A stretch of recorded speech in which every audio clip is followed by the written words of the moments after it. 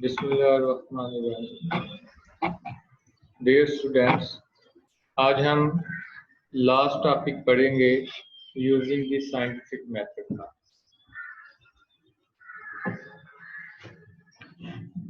ये जो टॉपिक है बेटर एटीट्यूड, बेहतर रवैया, ये शो करता है कि माजी में लोग कितने सुपरस्टिशियस थे। सुपरस्टिशियस कहते हैं तोहम परस्त, ऐसे लोग जो गलत अकायद पे यकीन रखते थे, ऐसे लोग जो उन नजरियों पे यकीन रखते थे जिसे साइंस ने रिजेक्ट कर दिया है, तो उनको कहते हैं तोहिमात, सुपरस्टिशन। सबसे पहले हम देखेंगे कि सुपरस्टिशंस क्या है। तो सुपरस्टिशंस कहते हैं तोहम परस्ती को, गलत अकायद को। माजी में बहुत सारी चीज़ें ऐसी थी जिसे लोग सच ख्याल करते थे और फिर उनसे डरते थे, क्योंकि वो इग्नोरेंट थे, वो सच्चाई की तलाश नहीं करते थे, वो सुनी सुनाई बातों पे यकीन करते थे। ठीक है, तो इसलिए लोग माजी में ज़्यादा तोहम परस्त थे। लेकिन with the passage of time, जैसे जैसे साइंस ने तरक्की की, साइंस ने नए नए रास्तों को तलाश किया, तो उन्होंने साबित कर दिया कि ये जो माजी के गलत अकायद हैं ये बिल्कुल गलत है, ये हकीकत पे मबनी नहीं है। तो सुपरस्टिशंस, माजी में कुछ सुपरस्टिशन थी, कुछ तोहम परस्त थी। मसलन लोग समझते थे कि अगर रास्ता किसी काली बिल्ली ने काट दिया है तो वो नेक शगुन नहीं है, उस दिन लोग सफ़र नहीं थे करते। इसी तरह अगर फ्राइडे को नंबर 13 डेट आ जाती, 13 तारीख, तो उस दिन को लोग अच्छा तसव्वुर नहीं करते थे। इसके साथ अगर शीशा टूट जाता, ब्रोकन मिरर, तो लोगों का ख्याल था कि इस दिन उनके साथ कुछ अच्छा नहीं होगा। और चौथे नंबर पे है जी तावीज़ पहनना। कुछ लोग बहुत ज़्यादा तावीज़ पहनते थे और वो ये समझते थे कि ये जो बुरी रूहें हैं उनको इनसे भगाया जा सकता है। तो ये चीज़ें आज भी हमारे मुआशरे में हैं, लेकिन साइंस ने साबित कर दिया है कि इनकी कोई ठोस बुनियाद नहीं है, बल्कि ये इंसान का खौफ है, ये इंसान की इग्नोरेंस है, जो कि इंसान को ये तमाम चीज़ों पे यकीन करने पे उभारता है। ठीक है, देखिए भाई, बेटर एटीट्यूड्स, बेहतरीन रवैये। सबसे पहले राइटर हमें बताएगा कि एटीट्यूड किसे कहते हैं।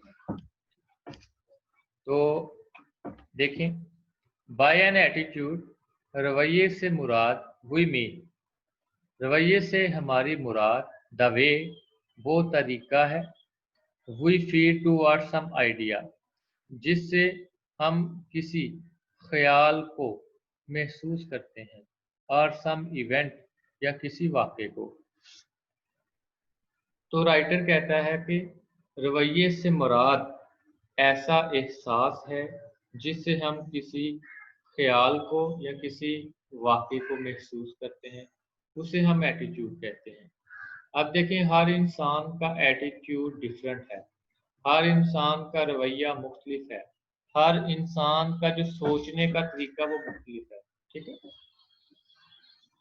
तो इफ अ पर्सन बिलीव्स, अगर एक आदमी यकीन रखता है, that wearing some kind of charm, charm कहते हैं तावीज, amulet, will prevent him, prevent का मतलब होता है रोकना, बाज रखना, फ्रॉम हैविंग बैड लक, बुरी किस्मत से। अगर कोई आदमी इस बात पे यकीन रखता है कि तावीज़ पहनने से वो किसी किस्म की बुराई से बच जाएगा, he will wear the charm, फिर वो तावीज़ पहनेगा। तो अगर वो तवीज़ नहीं पहनता तो फिर इससे वो बेचैनी महसूस करता है and will feel uncomfortable without it, और वो इसके बगैर बेचैनी महसूस करेगा। तो अब हम इसको ग्रामेटिकली देखेंगे।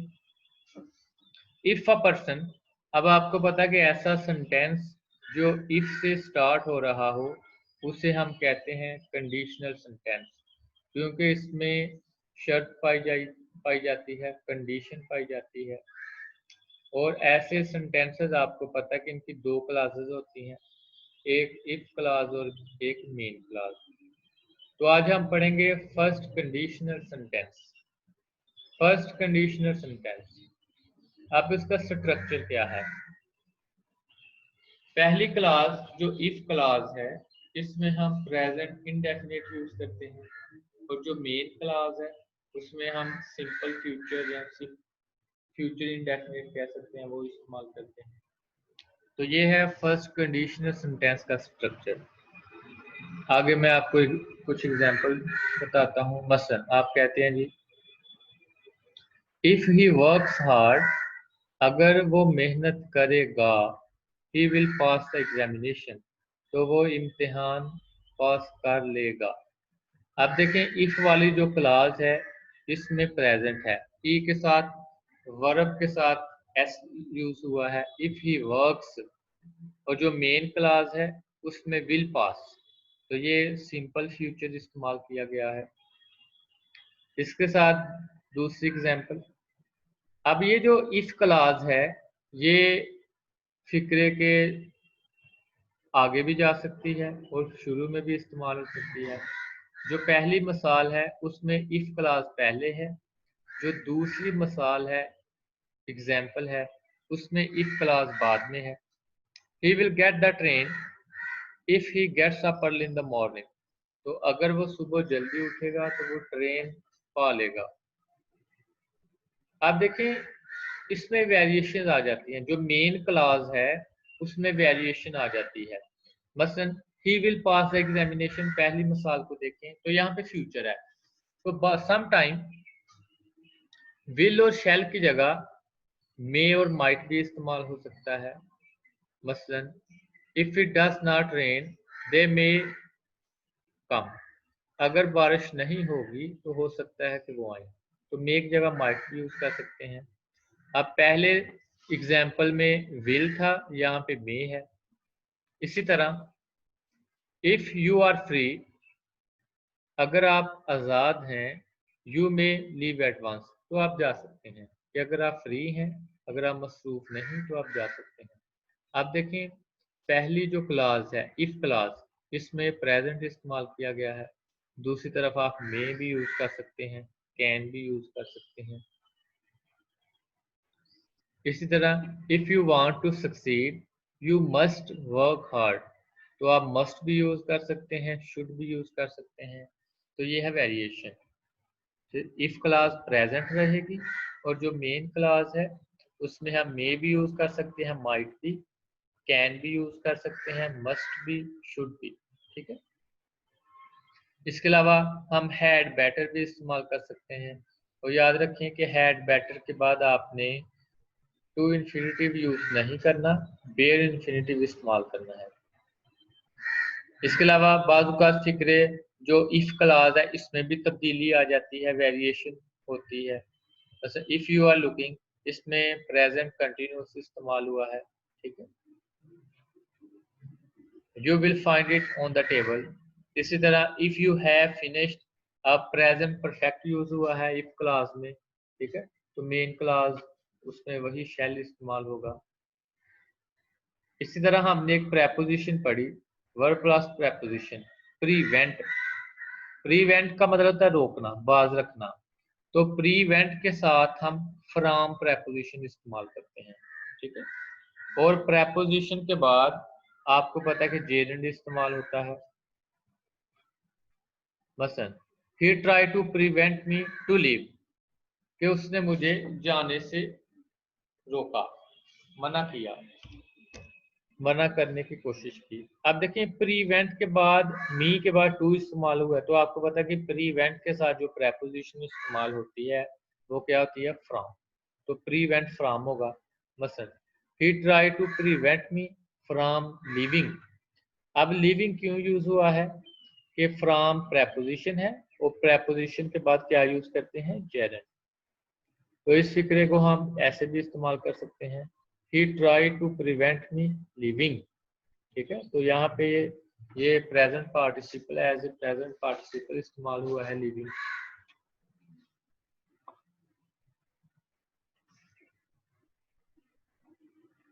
फीलिंग्स विच इन्वॉल्व्स फियर्स, एहसासात जिसमें खौफ मुलव्वस हो। सच एज मिसाल के तौर पे इस्तेमाल करते हैं, for example such as this are called superstitions, उन्हें तोहिमात कहा जाता है। तो कहता कि ऐसे एहसास जिसमें डर हो, जिसमें खौफ हो, तो उन एहसास को हम सुपरस्टिशंस कहते हैं, तोहिमात कहते हैं। सुपरस्टिशियस पीपल, आप पीछे आपने पढ़ा था सुपरस्टिशन, सुपरस्टिशन नाउन है, सुपरस्टिशियस एडजेक्टिव है, क्योंकि ये पीपल के साथ इस्तेमाल हुआ है। पीपल आपको पता नाउन है और ये नाउन की मीनिंग में इजाफा कर रहा है।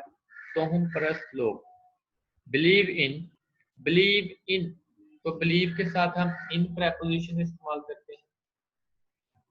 Superstitious people believe in science of good और बैड लक, तो हम परस्त लोग अच्छी और बुरी किस्मत की निशानियों में यकीन रखते हैं। And their lives are generally influenced by such science, और इनकी जिंदगियां आमतौर पर इस किस्म के असरात से, इस किस्म के जो निशानात हैं उनके असरात से मुतासर होते हैं। तो वो लोग जो सुपरस्टिशियस होते हैं, सुपरस्टिशियस पीपल, वो हमेशा छोटे छोटे जो साइंस हैं उनसे बहुत डरते हैं, खौफ खाते हैं। सुपरस्टिशियस बिलीफ्स, तो हम परस्त अकायद, आर बीइंग ओवरकम, उनको दबाया जा रहा है या उन पे कंट्रोल हासिल किया जा रहा है, by using the scientific method, साइंसी तरीकाकार के इस्तेमाल से, टू डेमोन्स्ट्रेट, ये जाहिर करते हुए, that there is no solid sound basis for them, कि इनकी कोई खास बुनियाद नहीं है, कि इनकी कोई ठोस बुनियाद नहीं है। तो राइटर कह रहा है कि with the passage of time, जैसे जैसे साइंस तरक्की कर रही है, तो साइंस के जरिए इंसान ने ये जो अकायद हैं उन पे काबू पा लिया है। ठीक है, और हमें अब पता चल गया है कि साइंटिफिकली ऐसे जो निशानात हैं इनकी कोई बुनियाद नहीं। अब हम देखेंगे यूज ऑफ बीइंग। बीइंग क्या है? बीइंग के डिफरेंट फंक्शन है। ये एज ए वर्ब भी इस्तेमाल होता है, तो ये प्रेजेंट और पास्ट कंटिन्यूस टेंस में इस्तेमाल होता है। मसलन is being, are being, was being, were being. और बीइंग के बाद हम या तो एडजेक्टिव इस्तेमाल करते हैं या नाउन। और ये हमें क्या शो करता है? ये यूज होता है बिहेवियर को जाहिर करने के लिए, रवैये को जाहिर करने के लिए। ठीक है, तो दोबारा सुने, यूज ऑफ बीइंग ये वर्ब के तौर पे भी इस्तेमाल होता है, ये प्रेजेंट और पास्ट कंटिन्यूस टेंस में इस्तेमाल होता है। इसके बाद एडजेक्टिव या नाउन इस्तेमाल करते हैं, और ये बिहेवियर को जाहिर करता है, ये एटीट्यूड को जाहिर करता है। मसलन ही इज बीइंग नाइस, कि वो एक अच्छा आदमी है। ही इज बीइंग क्रूल, वो बड़ा जालिम आदमी है। He is being a gentleman, वो एक शरीफ आदमी है। तो जेंटलमैन क्या है? नाउन है। नाइस और क्रूल ये एडजेक्टिव है। इसके अलावा बीइंग के बाद हम पास्ट पार्टिसिपल इस्तेमाल करते हैं, थर्ड फॉर्म इस्तेमाल करते हैं, और ये स्ट्रक्चर हम पैसिव में यूज करते हैं। एक्टिव और पैसिव आपको पता है। तो बीइंग के बाद अगर थर्ड फॉर्म इस्तेमाल हो तो ये हम पैसिव स्ट्रक्चर में इस्तेमाल करते हैं, प्रेजेंट और पास्ट कंटिन्यूस टेंसेस में। मसलन मदर इज कुकिंग डिनर, माँ खाना पका रही है। ठीक है, तो ये एक्टिव का सेंटेंस है। Dinner is being cooked by mother, ठीक है। तो अब देखें बीइंग के बाद कुक्ड इस्तेमाल हुआ है थर्ड फॉर्म में, तो ये क्या हुआ, past participle. My car is being serviced, कि मेरी कार की सर्विस की जा रही है। The roof is being repaired, तो जो छत है उसकी तैयारी की जा रही है। इसके अलावा बीइंग एज ए नाउन के तौर पे भी इस्तेमाल होता है, मसलन human beings are certain creature, तो ये जो बीइंग्स है ये यहाँ पे एज ए नाउन इस्तेमाल हुआ है। Many people believe in supreme being that control our world and life. ठीक है।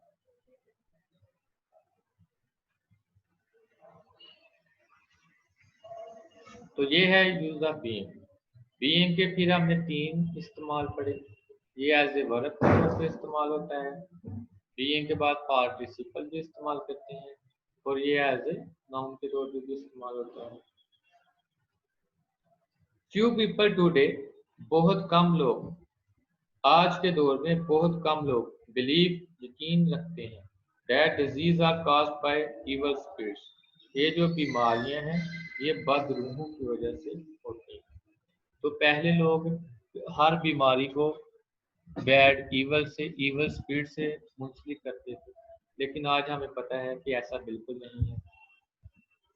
दो अगरचे, ये आपको पता है कि सबऑर्डिनेटिव कंजक्शन है, ये हमने पढ़ा था बिटवीन आल्दो एंड दो एस्ट्रोलॉजी कहते हैं इल्म नजूम, सितारों का इल्म, study of stars. And Fortune telling, Fortune कहते हैं किस्मत, किस्मत का हाल बयान करना, मुस्तकबिल के बारे में बताना। आर स्टिल प्रैक्टिस, अगरचे इल्म नजूम और मुस्तकबिल का हाल बताने का अमल अभी भी जारी है। They don't influence the lives of as many people as they once did. तो जैसे कि ये माजी में लोगों की जिंदगी को मुतासर करते थे, अब ये बिल्कुल नहीं करते। It has been learned, हम ये जान चुके हैं, that there is always a good natural reason for everything, ये हर चीज के लिए एक खास फितरी वजह है। That happens to people, जो लोगों के साथ वाकई होती है, मतलब कि लोगों के साथ जो भी कुछ होता है उसके पीछे एक रीजन होती है। ऐसा नहीं है कि हर चीज के पीछे इवल स्पिरिट्स हो, हर चीज के पीछे ये जो तोहम परस्ती ही मौजूद हो, ऐसा बिल्कुल नहीं। एज ए रिजल्ट, जिसके नतीजे में मोस्ट पीपल, ज्यादातर लोग, no longer fear black cats, तो अब जो लोग हैं वो काली बिल्लियों से खौफ नहीं खाते। तो ये क्वेश्चन भी है, इम्पोर्टेंट भी है कि माजी में लोग कौन कौन सी चीज़ों पे, कौन कौन सी जो सुपरस्टिशंस हैं उन पे यकीन रखते थे, तो आप उनको बताएंगे। ब्लैक कैट, पहले लोग काली बिल्लियों से डरते थे, ब्रोकन मिरर, टूटे हुए शीशों से, एंड द नंबर 13, और नंबर 13 से। By the scientific method, it has been demonstrated, साइंसी तरीकाकार से ये जाहिर हो चुका है, that ideas are not necessarily true, कि ख्यालात हमेशा सच नहीं होते, जरूरी नहीं कि तमाम जो ख्यालात हैं वो सच ही हों, because they have been believed for a long time, क्योंकि उन्हें लंबे अरसे तक उन पे यकीन किया जाता है। तो राइटर कहता है कि आज साइंस ने बता दिया है कि माजी में जो लोग तोहम परस्त थे, जो तोहम परस्ती पे यकीन रखते थे, अब ऐसा नहीं है। Ideas must know be supported by facts, तो आज के दौर में इंसान रेशनल हो गया है, अक्लमंद हो गया है, उसे पता चल गया है कि जितने भी अंदाजे हैं वो हमेशा उनके पीछे हकीकत होनी चाहिए। In order to be acceptable, उनको मानने के लिए, टू द साइंटिस्ट और to the people who use the scientific method, वो उन साइंसदानों और उन लोगों के लिए जो कि इन बातों को मानते हैं, इन पे यकीन रखते हैं।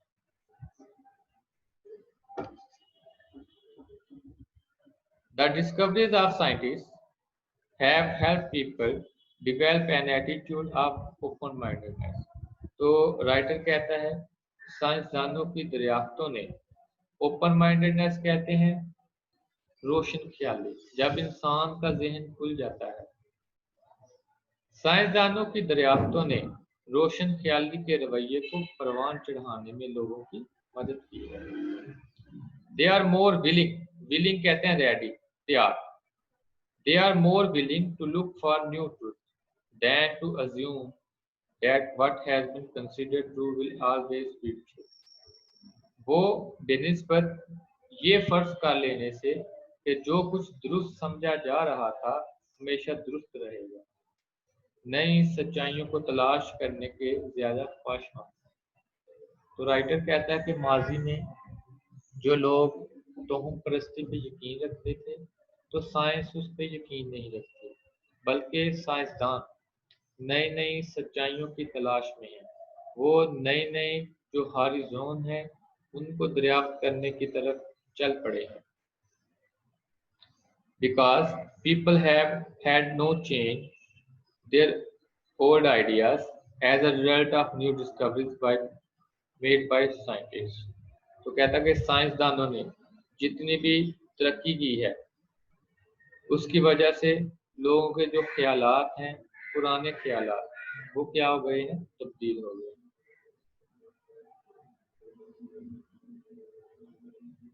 They are less likely to accept conclusion as final. तो इसलिए इस बात का कम इम्कान है कि वो नताइज को हतमी तस्लीम कर लें। मतलब कि पहले लोग सुनी सुनाई बातों पे यकीन करते थे, इस किस्म के जो साइंस हैं उन पे यकीन रखते थे, लेकिन अब लोग हर चीज को हतमी कंसीडर नहीं करते। उन्हें पता है कि हर चीज के पीछे एक खास रीजन है। ठीक है, तो ये था आज का हमारा टॉपिक बेटर एटीट्यूड। इसके साथ हम इडियम्स पढ़ेंगे। A cat and dog life, झगड़ालू जिंदगी। ठीक है,